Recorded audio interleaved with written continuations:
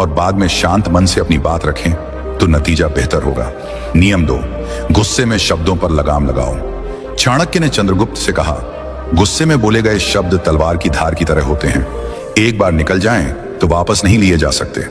उन्होंने एक उदाहरण दिया, मान लो तुमने अपने किसी करीबी को गुस्से में अपशब्द कह दिए।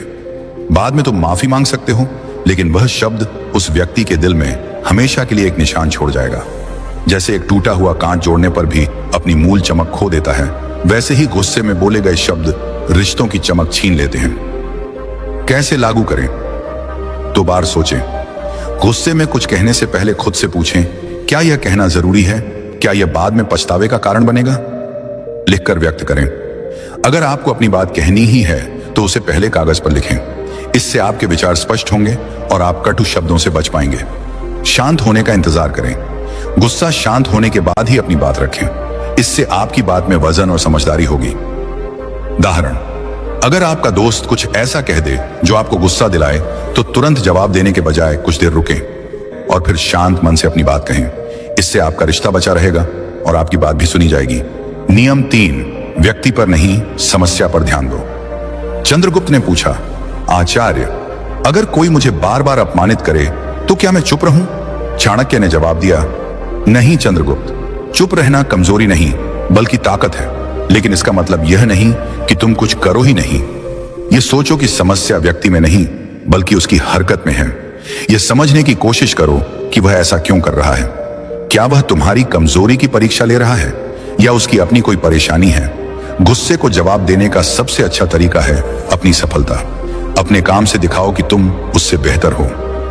कैसे लागू करें? समस्या को समझें। गुस्सा करने से पहले यह सोचें कि असली समस्या क्या है। क्या यह व्यक्ति का व्यवहार है या कोई और कारण? सकारात्मक जवाब दें। अगर कोई आपको अपमानित करता है तो गुस्से में जवाब देने के बजाय अपनी मेहनत और सफलता से जवाब दें। सहानुभूति रखें। कई बार लोग अपनी कुंठा या परेशानी के कारण दूसरों पर गुस्सा निकालते हैं। उनकी स्थिति को समझने की कोशिश करें। उदाहरण, अगर कोई सहकर्मी आपकी आलोचना करता है तो गुस्सा होने के बजाय उसकी बात में कोई सच्चाई है या नहीं, यह जांचें। अगर वह गलत है तो अपनी मेहनत से उसे गलत साबित करें। अगर उसकी बात में दम है तो उससे सीखें और बेहतर बने।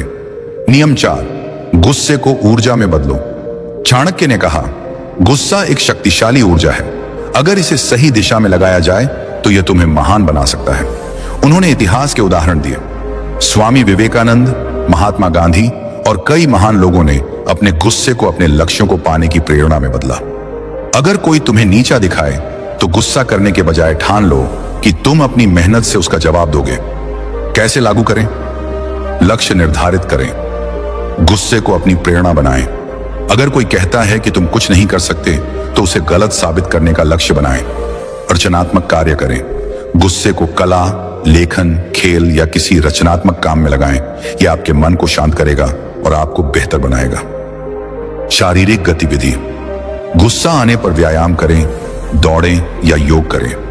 यह नकारात्मक ऊर्जा को सकारात्मक दिशा में मोड़ेगा। नियम 5, सही समय पर सही निर्णय। लोन चाणक्य ने चंद्रगुप्त से कहा, समय बहुत कीमती है। गुस्से में निर्णय टालना भी उतना ही खतरनाक है जितना जल्दबाजी में गलत निर्णय लेना। उन्होंने समझाया कि जो व्यक्ति अपने गुस्से को नियंत्रित कर सही समय पर सही निर्णय लेता है वही इतिहास रचता है। धैर्य रखो लेकिन समस्याओं को टालो नहीं। सही समय पर सही कदम उठाओ। कैसे लागू करें? समय का मूल्य समझें। गुस्से में कोई फैसला टालने के बजाय शांत मन से उसका समाधान ढूंढें। विकल्पों पर विचार करें। हर समस्या के कई समाधान हो सकते हैं। गुस्से को दरकिनार कर सभी विकल्पों पर विचार करें। धैर्य विकसित करें। रोजाना छोटी छोटी बातों में धैर्य का अभ्यास करें। इससे आप बड़ी परिस्थितियों में भी शांत रह पाएंगे। उदाहरण, अगर आपके परिवार में कोई विवाद हो तो गुस्से में तुरंत जवाब देने या उसे अनदेखा करने के बजाय शांत मन से सभी पक्षों को सुने और सही समय पर सही फैसला लें। चाणक्य की अंतिम सीख।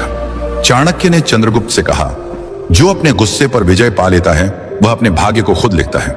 गुस्सा तुम्हारा गुलाम होना चाहिए, तुम गुस्से के गुलाम नहीं।